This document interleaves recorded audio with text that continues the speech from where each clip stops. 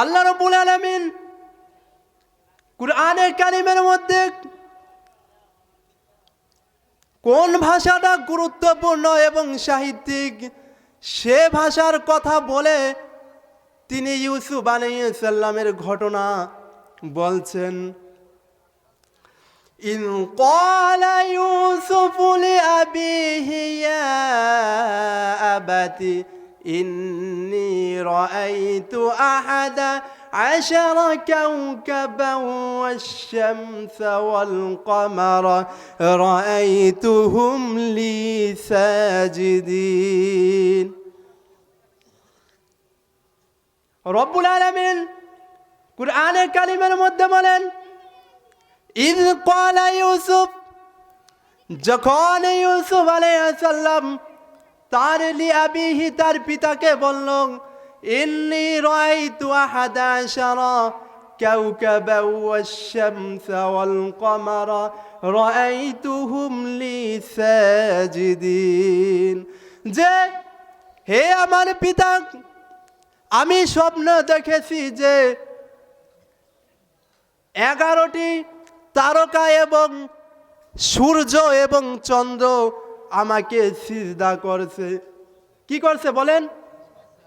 সিজদা করছে। এখন যখন ইউসুফ আলাইহিস সালাম তার পিতাকে এই স্বপ্নের ব্যাখ্যাটা বললেন, তখন তার পিতা হঠাৎ ধাই ধাই করে বলে যে, হে আমার ছেলে, তুমি তোমার এই স্বপ্ন তোমার ভাইদেরকে বলিও না। দেখেন কত সুন্দরভাবে। তার আগে আমি বলি যে আমাদের নবী মুহাম্মদ মুস্তাফা সাল্লাল্লাহু আলাইহি ওয়াসাল্লাম দুনিয়াতে আসার পূর্বে অন্যান্য নবীদের সময়ে তাদেরকে মাথা নিচু করে বা সিজদা করে তাদের সম্মান করা, এটা কি ছিল? বৈধ ছিল, ঠিক আছে।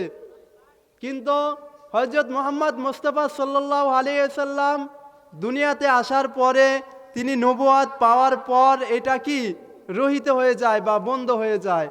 সুতরাং এর দ্বারা, আমার কথা দ্বারা আপনারা তো বুঝতে পারলেন, কারো সামনে কি করা যাবে না? মাথা নত করা যাবে না, ঠিক আছে। তো মাথা নত করার বিষয়টা আমি পরে বলছি, যদি আল্লাহ তাআলা আমাকে একটু টাইম দেন।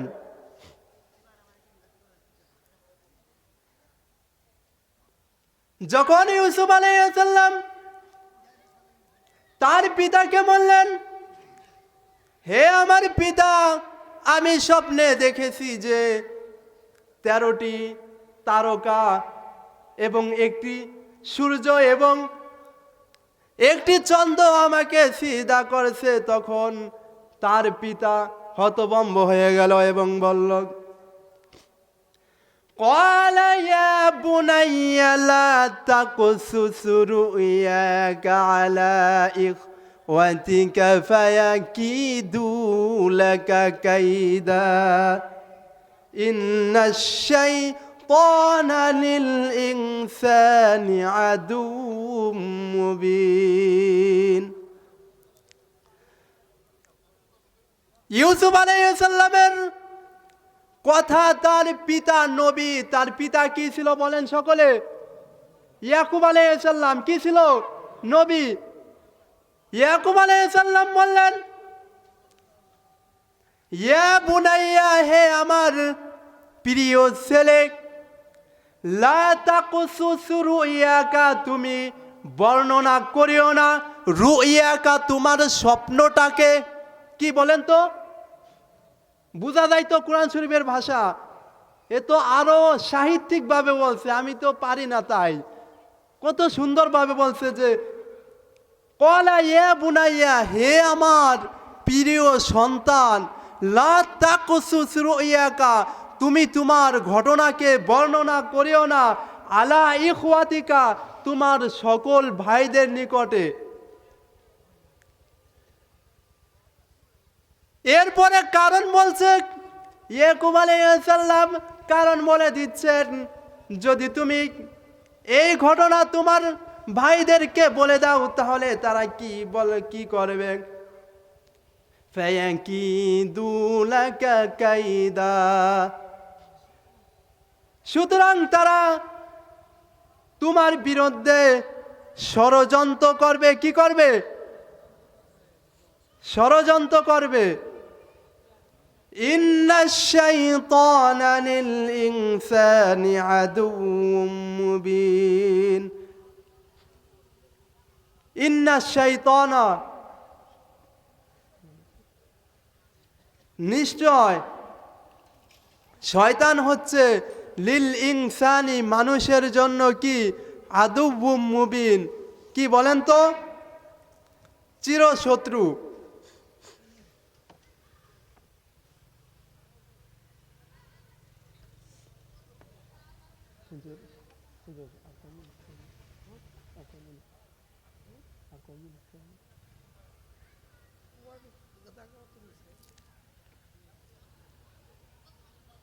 সুতরাং আমি যা বলতেছিলাম যে আল্লাহ রব্বুল আলামিন স্পষ্ট ভাষায় বলে দিচ্ছেন যে যখন ইউসুফ আলাইহিস সালাম তার পিতাকে তার স্বপ্নের কথা বললেন, তারপরে তার পিতা কি করলো বলেন তো?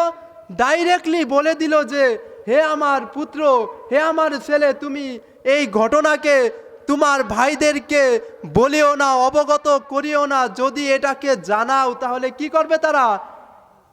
বলেন ষড়যন্ত্র করবে। কারণ হচ্ছে শয়তান কি? মানুষের জন্য চিরশত্রু। এখন আসুন, এখানে একটা প্রশ্ন আসে কিনা যে মুরব্বীরাই বলেন যে এখানে একজন নবী তার এক ছেলেকে যখন ভাবলো যে এই ছেলে নবী হবে, আমার পরবর্তী ওয়ারিস নবী হবে, তো তার অন্য ছেলেদের ব্যাপারে এটা কেন বললেন যে তারা তোমার উপর ষড়যন্ত্র করবে? আর ওই ষড়যন্ত্র এমন নয় যে তারা তাকে ছেড়ে দিবে। ইয়াকুব আলাইহিস সালাম বুঝাতে চাচ্ছেন যে তারা ষড়যন্ত্র করে তোমাকে কি করে ফেলবে? মেরে ফেলবে। সুতরাং পরবর্তী সময়ে ইউসুফ আলাইহিস সালাম ইয়াকুব আলাইহিস সালামের কথা শুনে এই ঘটনাকে বর্ণনা করেনি। তারপরেও ইউসুফ আলাইহিস সালামকে কূপের মধ্যে ফেলে দিয়েছে, এটা সকলে জানি। আজ বর্তমান সময়ে আপনারা পৃথিবীর দিকে একটু তাকান যে আজ মুসলমানদের কি অবস্থা। যারা বৃদ্ধ লোকেরা রয়েছেন তারা বুঝবেন যে যখন সাদ্দাম হুসাইন ছিল, কে ছিল? সাদ্দাম হুসাইন ছিল, তখন মুয়াম্মার গাদ্দাফি লিবিয়ার প্রেসিডেন্ট, তার সাথে ছিল আমির ফয়সাল সৌদি আরবের, সেও তার সাথে ছিল।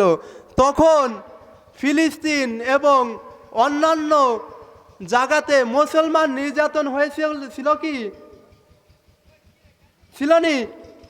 আপনারা শুনছেন ওই সময় যে সাদ্দাম হুসাইন থাকতে যে ফিলিস্তিনিদেরকে মারছে বা মাইমারে মারছে, এরকম শুনছেন নাকি? যখন এই সাদ্দাম হুসাইন পুরা বিশ্বকে মুসলমানদের পক্ষ থেকে তিনি নেতৃত্ব দিয়ে শুরু করলেন, তখন দুনিয়ার মুসলিম শাসকরা এটা ভেবেছিল যে সাদ্দাম হুসাইন পুরা বিশ্বকে হাতের মুঠোয় নিচ্ছে, আমরা কেন বসে আছি? তখনই এমনিকার লাল কুকুররা কি করল? সৌদি আরবের এবং অন্যান্য প্রেসিডেন্টকে কি করলো? খুশা দিতে লাগলো যে সাদ্দাম হুসাইন অনেক উপরে চলে যাচ্ছে, তোমরা কেন ধরো না? তখন তারা কি করলো? এমনিকার উস্কানিতে এবং মুসলমানদেরকে দুর্বল করে মুসলমানরা গোপনে গোপনে তার বিরোধিতা করে তাকে মেরে ফেললো। ঠিক না ভাই? ঠিক।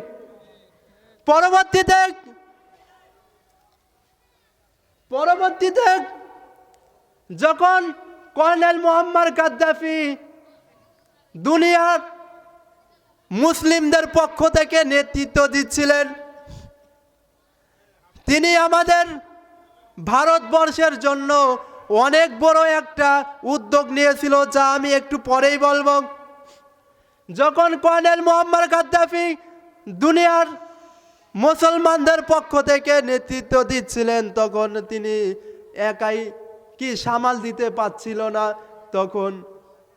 তখনও এই আমেরিকা কি করলো, গাদ্দাফির লিবিয়ার জনগণদেরকে তার বিরুদ্ধে লেলিয়ে দিলেন এবং গাদ্দাফিকে তার নিজের এলাকার মানুষ সহ এবং আমেরিকার এক হামলায় তাকে কি করলেন, মেরে ফেললেন। তাকে পাড়াইয়া এবং লাথি মেরে মেরে তাকে মেরে ফেললেন। তারপরে আসলো পুরো পৃথিবীতে মুসলমানদের একটা নির্যাতনের অবস্থা ভাব আসলো। তারপরে মুসলমানদের উপর নির্যাতন করা শুরু হলো। মুসলমানদের নির্যাতন করার পরে মায়ানমারে যখন মুসলমানদেরকে নির্যাতন করা হলো, তারপরে আসলো আমাদের এলাকার প্রতিবেশী ইমরান খানকে। ইমরান খানকে দেখে কি করত,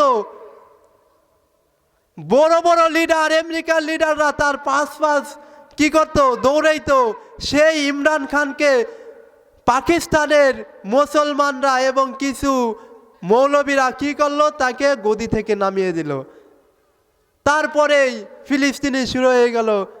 কি বলেন তো, নির্যাতন, যা সম্পর্কে প্রত্যেকটি মুসলমান জানেন। আমার টাইম সংক্ষিপ্ত, আপনাদেরকে আমি আর কিছু বলতে পারছি না, কিন্তু আমি আর 2 মিনিটে একটা কথা বলবো। সেই বিষয়টা হচ্ছে, আপনারা জানেন আমাদের পার্শ্ববর্তী একটা দেশ রয়েছে ইন্ডিয়া। সেই রাষ্ট্র অনেক শক্তিশালী নাকি, কিন্তু আমরা শক্তিশালী না। কিন্তু পৃথিবীর দরবারে আমরা কি একটা স্বাধীন রাষ্ট্র না?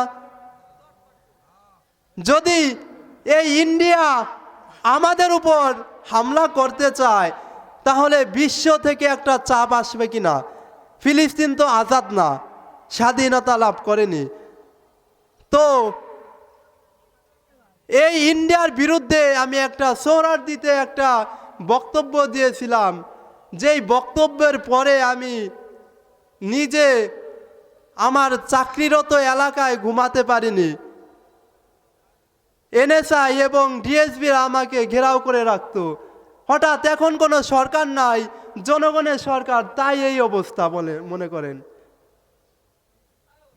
সরকারি গোয়েন্দা সংস্থারা আমার সকল তথ্য নিয়ে যায়। কারা জানেন?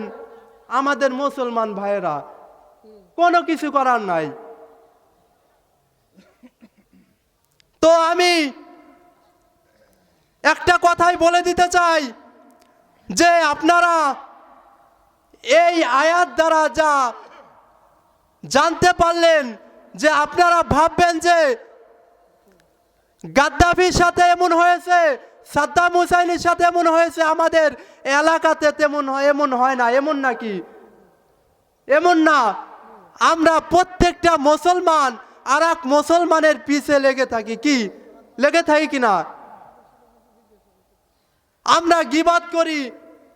প্রত্যেকটা ব্যক্তি তার জীবনে একটা দুঃসময় আসে, তার একটা কষ্টের সময় আসে, তার অনেক ধরনের পেরেশানি আসে।